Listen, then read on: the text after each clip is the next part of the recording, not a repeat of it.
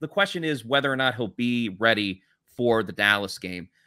I don't think he's 100% yet, just from the eye test of watching him at practice, but he's still making plays. He's caught some touchdowns, made a one-handed catch, and he caught a deep ball as well. So he's definitely on the right track. It's just a matter of, will you be ready week 1, week 2, or that first month of the season? Yeah. If you remember, he had a touchdown in week 1 against the Cowboys last year, and he's really the straw that stirs the drink. He is the slot receiver in this Bruce Arians offense.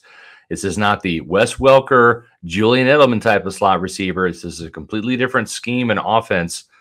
And what you look for in a receiver like this, think Hines Ward in Pittsburgh for Bruce Arians. Think of Larry Fitzgerald in Arizona. Think of Reggie Wayne in Indianapolis for Arians.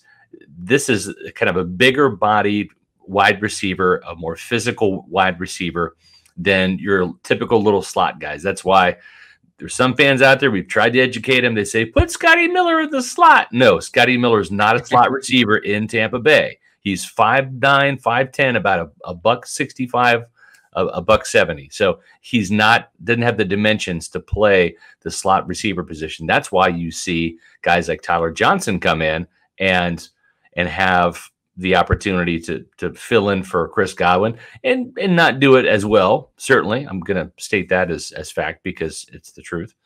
But he's a bigger bodied guy, 6'2", 205, 210. And that's really what you need. You need that guy to be able to go in there and not just work the seam, Matt, and work those middle routes in between nickel corners and linebackers and safeties and navigate the middle of the field, which is what Godwin excels at. But you also have to be able to block in the run game, because that's usually a point of attack in this duo run scheme that is typically between the tackles.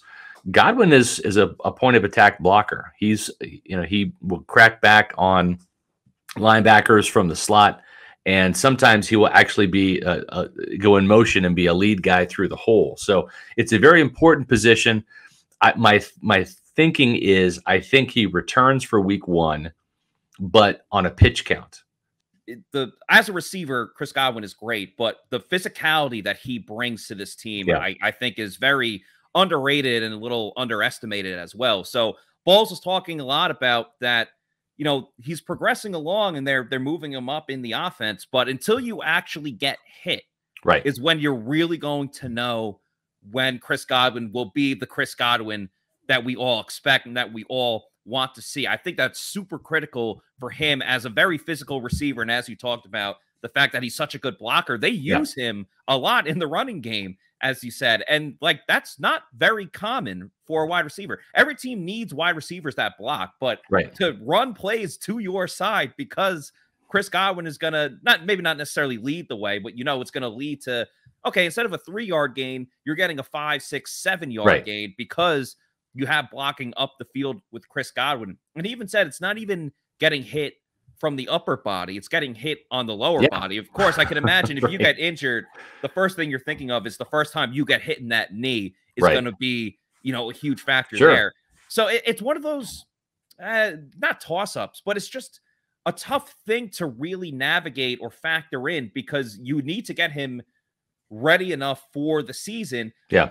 But the preseason's done with, so he's not getting hit. He was wearing the contact jersey, as I spoke about before, in practice. So he's not getting hit at practice.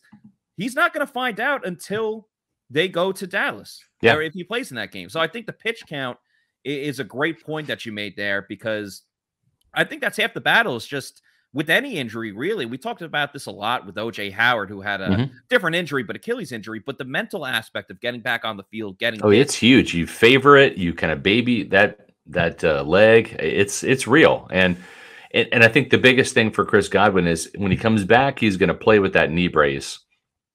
And that's going to be one hurdle, to be able to take a hit and play and run and cut and do the things like that with that kind of cumbersome knee brace. But then it's when that knee brace comes off, and for Chris, it's going to be sooner rather than later, because he's going to hate playing with it.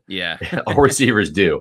But when that knee brace comes off, and he'll probably even try to get clearance to not play with it, just knowing Chris, that's when you'll start to see the old Chris Godwin come through, because it's a mental thing that you think about when you have a physical apparatus on your appendage. Even Chris, or I should say, Sean Murphy-Bunting was talking about that too.